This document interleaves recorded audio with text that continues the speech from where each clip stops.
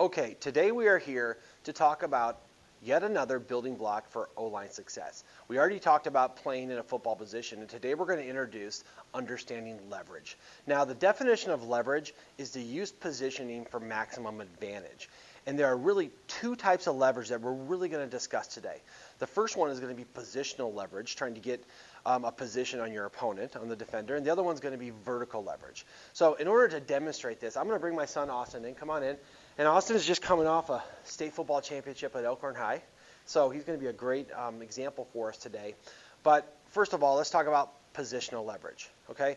Now, football is all about leverage. And what offenses and defenses always are trying to do is to get in better position, to have your opponent to be outflanked or to be in a better leverage position than your opponent. And on offense, you're trying to basically get yourself between the ball carrier and the defender.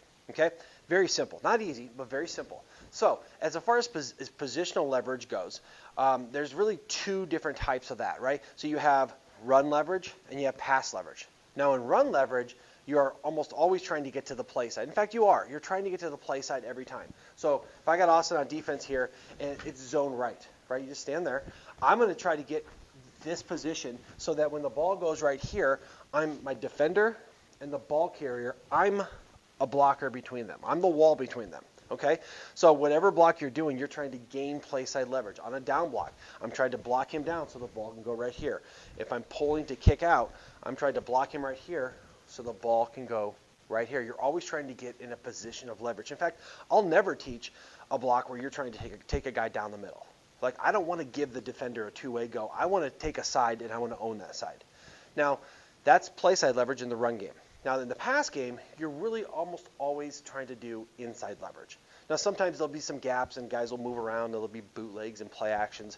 But for drop-back pass game, if I'm the right guard, the quarterback is always going to be to my inside. So my positional leverage is always going to be inside of the defender because then that way he has to go through me to get to the quarterback. Leverage is a huge tool, and every single block that I teach, I will talk about where you're going to fit so that you have leverage. Okay, that's the first type of leverage. The second type of leverage is vertical leverage. This is basically getting your pads underneath your opponent. Now, a lot of old school coaches say, oh, get your pads down or low man wins, and I think that's true. However, to take that a step further, I would say that you're not necessarily trying to get lower than your opponent, but you are trying to get low enough so you strike with a rising blow. So if Austin's on defense and I'm going to strike him as a run blocker, right? I'm going to step into him and I'm going to try to be low and I'm going to try to roll my hips and strike low to high. That's leverage. You're trying to be, your power core, your center of gravity is low enough so when you hit him, you can lift, strike, and drive. Same thing in the pass game. You want to have enough knee bend and leverage so when you strike, you're striking low to high. That way you can brace and hold him off of the quarterback. So leverage is a very, very key concept, and you have to understand what type of leverage you're trying to achieve on every play. Run game, you're trying to obviously be lower than them, but also be on the play side. Pass game, low pads, be lower than them, bend your knees, and you're trying to stay inside out. So that leverage is really one of the true fundamentals of offensive line success.